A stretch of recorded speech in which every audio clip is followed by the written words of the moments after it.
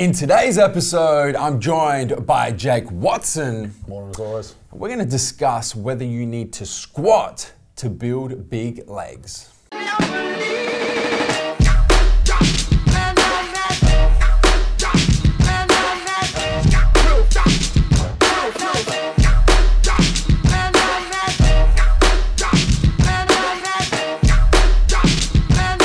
Jake, welcome back. Yes. I'm excited to do this video. All the time this comes up. And I'm excited to do this video with you in particular because I think you can provide some value that perhaps exceeds my knowledge base for the viewers. One of the things that I always get asked, firstly, there's two parts to it. The first thing is, do you need to squat to build big legs? The title of the video. Yep. The second thing is, if you ask most athletes to pick one exercise, if you could only do one exercise for legs, pretty much everybody says squats. Yeah. So I just want to open up this can of worms, man, and just firstly, do you need to squat to build big legs? That's really the first question, and let's just drill deep down in that and see what kind of comes of that. And are there better exercises if you're picking like one exercise for legs other than squats? Oh, it's going to piss people off. So it's pretty well known I'm a huge advocate of squats. Yes, like, pretty much if anyone asks me these days, how do I train since like kind of retiring from strongman, so to speak, I'm like pretty much bodybuild everything, and then I try to get a big squat. That's it. That's how I train. Do you need to squat for big legs? No. Like, straight up, I'm not an advocate for squats as a huge growth element for quads whatsoever.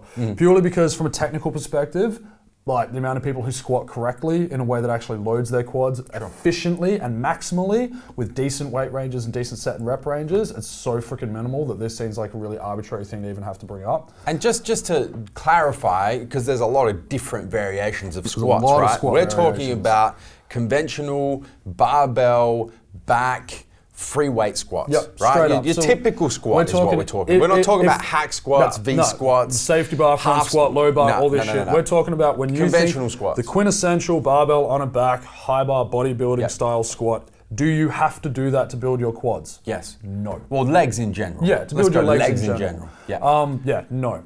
And personally, for a lot of athletes, especially a lot of this is a huge one I talk to females about all the time. Sure. Obviously, I have a lot of massage clients that compete in bikini and all those type of female categories, and especially for them, and especially for people with heaps of mobility issues and stuff like that.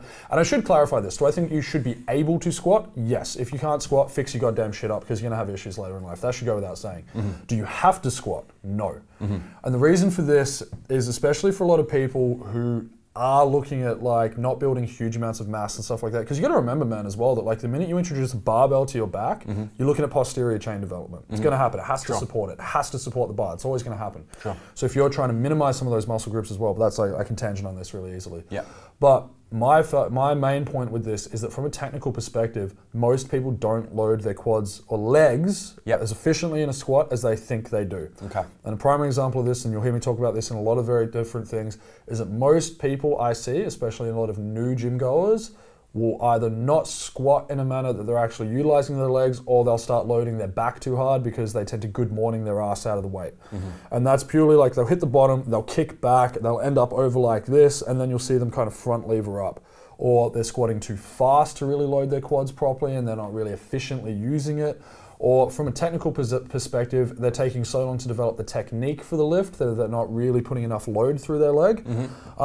Or, and this is one that we've talked about before, their other constituent stabilizers aren't strong enough to support enough weight to effectively challenge the muscle development of their legs. And what I mean by that is, if you've got a weak ass, weak hamstrings, weak upper back and weak core, but then you spend all your time on the goddamn leg extension, so your quads are really, really strong, you're gonna be limited by the weakest link in that movement chain. Of course. And that's what we talk about from technical failure and stuff like that. So will you necessarily have it as the most efficient way to build your legs? For most people, probably not. And that's not a hard and fast rule. Heaps of people have built phenomenal quads from it.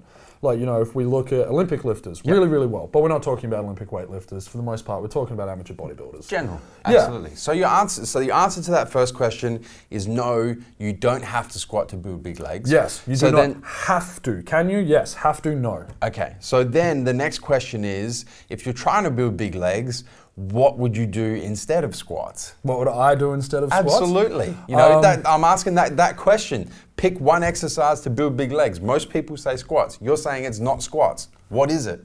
Honestly, for me, the thing I've always seen the most growth development out specifically has been lunges. I'm a huge fan of lunges or straight leg extensions. If you want like a non-technical, you will 100% load your goddamn quad and the thing's gonna grow. Sure. Get your ass on the leg extension, man. Okay. Like, and I don't understand why people have such stigma against isolation work with machines like this.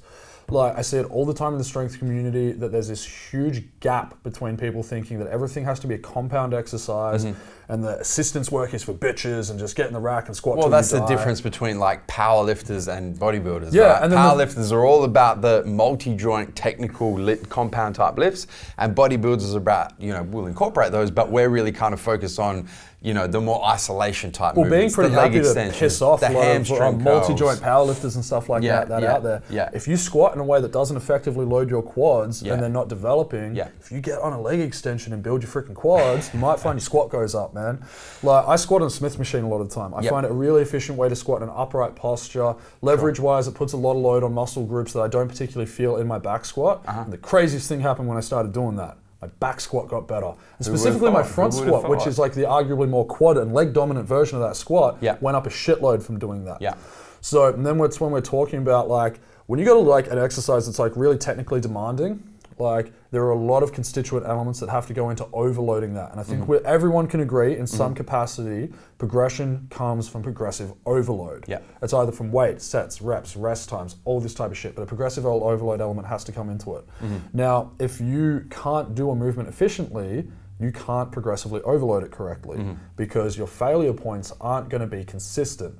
That's where we talk about if you've got a weak upper back, when you start putting an extra 20 kilo plate onto that bar, it's not necessarily your quad that's going to fail first or your hamstring that's going to fail first. It could be another element further up the chain in your stabilizers, which means as an effective muscle builder, not necessarily going to be there. Versus you jump on a leg extension, leg press, any of those type of movements, you're going to be able to hit that isolated fatigue a lot better, which is why arguably you would say there are better exercises out there for it. For building big legs. For building big legs. You're saying lunges, leg extensions for quads, hamstring curls for hamstrings, leg press for glutes, hip thrust for glutes. Oh yeah, I was going to say, I'm a pretty big like advocate of hip thrust for glutes. I don't leg press, but like that's a whole different conversation. But you're saying that, you know, there's a whole range. There's not one exercise that you go, you know, this is the exercise you have to do to build big quads. You're saying open your mind up, think about what part of the leg you're trying to, you know, are you trying to build big quads? Are you trying to build big hammies? Are you trying to build Look at the constituent elements of a movement pattern? Because this is the thing as well, like, if you want to get bigger legs, eventually you're going to have to work towards a bigger squat, all right? Because again, it's a progressive overload principle. You have to look at how you're going to progress that movement to continually challenge the muscle, all right? And I think like that's a pretty simplified version of it, but we all agree, generally speaking, that progression breeds progression, right? Progression in movement breeds progression in aesthetic. Now, the constituent elements of that lift can be trained in other ways. So you don't even have to necessarily be squatting heavy if you're doing the correct assistance work, which is when things like leg extensions, hamstring curls, all these things come into play. All right. If you're just looking at like, well, every time I squat, my fucking quads keep failing, but I can't get my quads loaded up enough. Dude, get a fucking leg extension. Like, load your quads properly. Like, build your goddamn quads. It's the same as like, I'm going to get into a little bit of a tangent here, but it's the same thing. All these people have this issue with direct arm training. Because it's pretty boy training when you're trying to get strong. It's like, but guess what, dude? Stronger goddamn triceps, move more weight. The principles aren't mutually exclusive, okay? So, yes, do you have to squat? No. Should you be able to squat? Yes, but that's because of a general prehab and rehab perspective where it's like, if you can't squat, your hips and back are probably jacked up and you're going to have issues later in life. And like, that's just a thing I'm really passionate about because we're theoretically in the health and fitness industry, so let's start prioritizing our health and fitness as well as our physiques. Like, I don't think that should be like that much of a stretch for a lot of people. And yeah, just open your mind, man. Like, gyms have all this equipment for a reason. Like no one just invented one of these goddamn things because you're paying the same amount of money. You don't go to the gym and there's just a squat rack, right? It's not like you got to pay an extra $2 you might, every time maybe you in get like on the a leg hotel extensions. gym or something. Yeah, it's like the gym's not making more money off you getting on the fucking leg extension. Like they built that thing for a reason, all right? You see the guys from the Olympia and the guys who are up on the physique stages, like they're using these things for a reason. Like trust me, the high-end athletes in the world, if they thought they could do one exercise with stuff all load on it and build the best physique, people would be doing it. Of course. It's like open your mind, look at what other people are doing, get out of dogmatic principles of like really single-minded viewpoints and realize that there's a whole world out there to learn from with this type of stuff.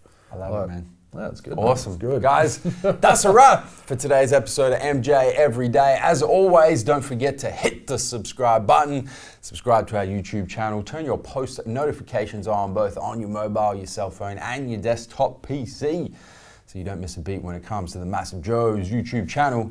Jake, thank you, my man. Pleasure as always, man. Until tomorrow, coming to you from MassiveJoes.com. Stay massive. Thank you for tuning into this video. We hope you enjoyed watching. Don't forget to check out our latest upload and our recommended video, and be sure to subscribe to the Massive Joes YouTube channel to stay up to date with all of our latest uploads.